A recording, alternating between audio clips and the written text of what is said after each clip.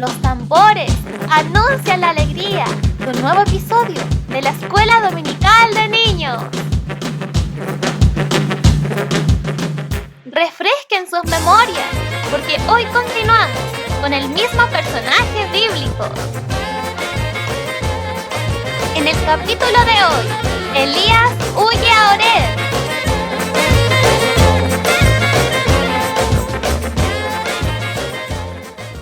Hola mis queridos niños, sean todos bienvenidos a la nueva escuela dominical para seguir aprendiendo de la palabra de Dios. Damos gracias a nuestro Padre Eterno por su fidelidad, porque Él permanece fiel a pesar de que nosotros seamos infieles, y además Dios es bueno todo el tiempo.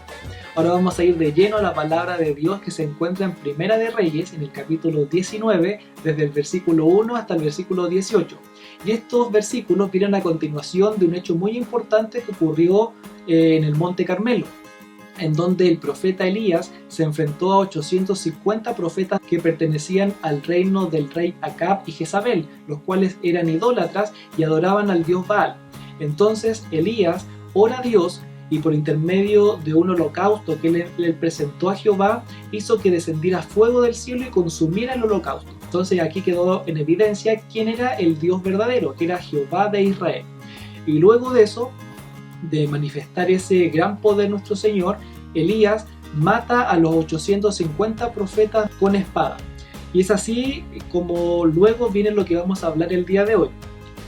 Pero antes de eso, debemos recordar un versículo que se encuentra en Santiago, en el capítulo 5, en el versículo 17, donde nos dice que Elías era un hombre sujeto a pasiones tal cual como las nuestras. Es decir, él también tenía debilidades, tenía flaquezas, y acaba de quedar en evidencia que los hijos de Dios también sufren de depresión, y eso lo vamos a ver en estos versículos que vamos a compartir hoy día.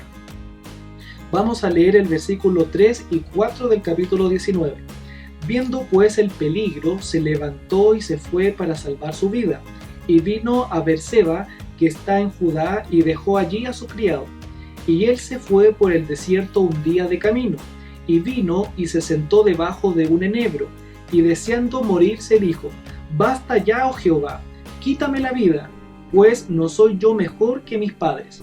Elías escapa por el peligro que le acontecía, pero no por la amenaza de Jezabel, porque en el versículo 4 él deseaba morirse. Entonces, si él hubiese escapado porque tenía miedo de Jezabel, él quizás hubiese quedado ahí para que Jezabel lo matara. Pero Elías huye porque necesitaba un tiempo a solas con el Señor.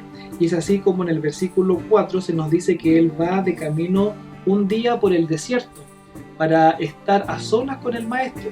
Y él le dice en esa soledad a su Señor, a nuestro Señor, que él deseaba morirse, porque había pasado tanta amargura, se sentía tan solo, como lo vamos a ver más adelante. Sentía que él era el único profeta del Señor que estaba quedando con vida en medio de un pueblo idólatra.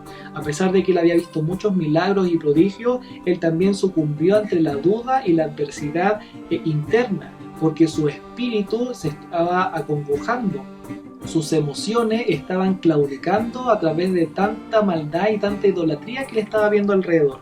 ¿Y qué le dice el Señor? Basta ya, oh Jehová, quítame la vida, pues no soy yo mejor que mis padres. Aquí con esta frase Elías le estaba queriendo decir al Señor: Señor mío, he trabajado tanto, he sufrido tanto y no necesito vivir más de lo que han vivido mis padres. O sea, él quería que el Señor lo matara porque él sentía que su vida ya no tenía un sentido, y él estaba sumido en esta depresión, como le había dicho yo anteriormente. Pero ¿qué pasa cuando un hijo de Dios está sufriendo o está en angustia o en desesperación? Viene nuestro Padre Celestial y con su voz tierna, amorosa, nos da un abrazo y nos reconforta. De una u otra manera, nuestro Padre reconforta a sus hijos cuando están en desdicha o están en angustia. ¿Y qué dice el versículo 5? Y echándose debajo del enebro, se quedó dormido. Y he aquí, luego un ángel le tocó y le dijo: levántate y come. Elías estaba tan sumido en su depresión y en su angustia, él no sentía que le quedaban fuerzas, porque ya la había ocupado toda en ese gran enfrentamiento que tuvo con los 850 profetas. Eso fue una carga emocional muy fuerte. Entonces Dios, en su gran misericordia y en su gran amor que tiene por sus hijos, le envía un ángel que lo hace levantarse y despertar de su sueño y le dice que coma.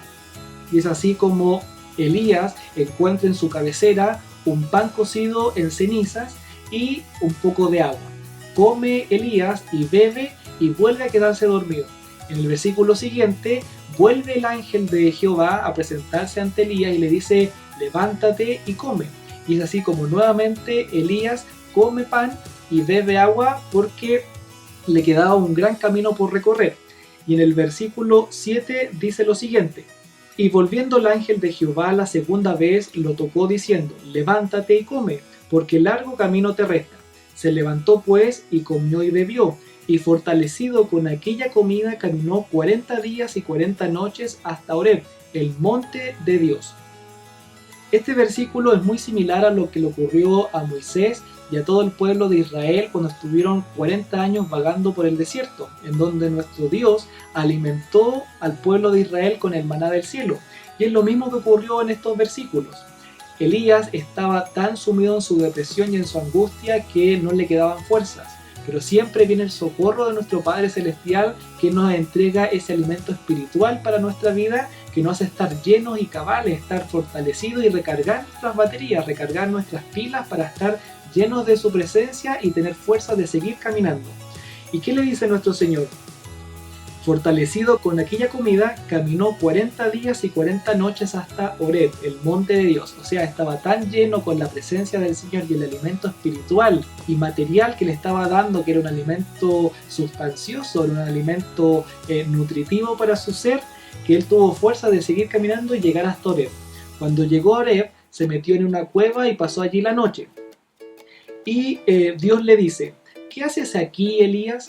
En esta pregunta que le hace nuestro Señor, no le está haciendo un reproche porque él se encontraba dentro de una cueva, sino que él está queriendo decir a Elías: cuéntame tu necesidad, cuéntame tu amargura, enséñame tu interior y tus sentimientos para que yo los sepa y los pueda conocer como el Padre tuyo que soy. Y en el versículo 10 Elías responde: he sentido un vivo celo por Jehová Dios de los ejércitos, porque los hijos de Israel han dejado tu pacto, han derribado tus altares, y han matado a espada a tus profetas, y solo yo he quedado y me buscan para quitarme la vida. En este versículo, Elías demuestra todo su interior y sus sentimientos de celo que sentía con Jehová, porque él se sentía desamparado. Él sentía que estaba solo en medio de un pueblo idólatra, porque Jezabel ya había matado a muchos profetas del Señor, y este versículo se menciona en una ocasión más adelante, en donde vuelve a mencionarle a Elías ese dolor y esa amargura que sentía su corazón. Y el Señor, en su misericordia y en su gran amor, le demuestra que él no estaba solo, porque él le dice a Elías: sal fuera de la cueva, porque él le iba a mostrar su magnificencia y su poder a Elías. Acá en estos versículos el Señor le iba a mostrar su gracia y le iba a mostrar que él no estaba solo ni desamparado. ¿Y qué sucedió? En el versículo 11 vamos a leer lo siguiente: él le dijo: sal fuera y ponte en el monte delante de Jehová. Y he aquí Jehová que pasaba, y un grande y poderoso viento que rompía los montes y quebraba las peñas delante de Jehová. Pero Jehová no estaba en el viento, y tras el viento un terremoto. Pero Jehová no estaba en el terremoto, y tras el terremoto un fuego. Pero Jehová no estaba en el fuego, y tras el fuego un silbo apacible y delicado. En estos versículos el Señor se manifiesta a Elías porque él tiene el control de la naturaleza, y se manifestó a Elías en tres formas. Primero, como un viento poderoso, grande. Luego de eso, como un terremoto, y finalmente como un fuego. Pero en ninguna de estas tres ocasiones el Señor estaba presente en ellas para manifestarse realmente a Elías, sino que fue al final donde él se presentó como un silbo apacible y delicado. O sea, como un susurro suave, una brisa muy suave y delicada se presentó a Elías. Y esto nos quiere dar a entender a nosotros que él estaba manifestando su presencia por intermedio del Espíritu Santo en este silbo apacible y delicado a Elías. Y de esa forma, ahí recién Elías oyó la voz del Señor, oyó al Espíritu Santo, y él recién ahí salió de la cueva. Y dice en el versículo 13: y cuando lo oyó Elías, cubrió su rostro con su manto y salió, y se puso a la puerta de la cueva. Y he aquí vino a él una voz diciendo: ¿qué haces aquí, Elías? Le vuelve a preguntar el Señor que le contara su interioridad, que le mostrara sus sentimientos.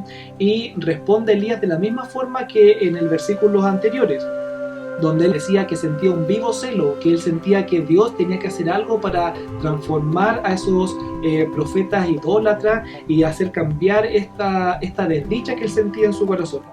Un vivo celo. El celo que siente Elías por Dios tiene una interpretación positiva. Se refiere a ser apasionado y no a tener celos. Elías promociona a Dios y quiere que su gloria esté por encima de cualquier otro Dios ajeno. Pero el Señor le confirma que él no estaba solo y le dice que él debe continuar con su ministerio, que él debe devolverse por el camino del desierto y debía llegar a un lugar para ungir a 2 reyes y también para ungir a Eliseo como profeta que iba a ser el sucesor de Elías. Y finalmente en el versículo 18 vamos a leer algo maravilloso que dice así: y yo haré que queden en Israel 7,000 cuyas rodillas no se doblaron ante Baal y cuyas bocas no lo besaron. Elías se sentía tan solo que pensaba que solamente él estaba como profeta del Señor, pero en este versículo el Señor le demuestra que él había guardado y había fortalecido a 7,000 israelitas más que no habían sucumbido ante la tentación de la idolatría y seguían firmes como creyentes de nuestro Dios verdadero. Y vamos a leer una referencia que se encuentra en Romanos, en el capítulo 11, en el versículo 5. Así también aún en este tiempo ha quedado un remanente escogido por gracia. Este versículo hace referencia a lo que estábamos hablando anteriormente sobre los 7,000 hombres. Y ese remanente escogido por gracia también somos nosotros, que hemos creído en nuestro Dios poderoso. Y recuerden, niños, que nuestro Dios es un Dios de amor y misericordia. Y nunca nos va a dejar desamparados cuando estemos sufriendo una enfermedad grave o nos sintamos solos. Y acá el Señor nos demuestra que nunca estamos solos. Siempre va a haber un hermano en la fe que también cree en el mismo Dios verdadero que nosotros. Que Dios bendiga su palabra, bendiga sus corazones y nos vemos la próxima semana con otra enseñanza del Señor.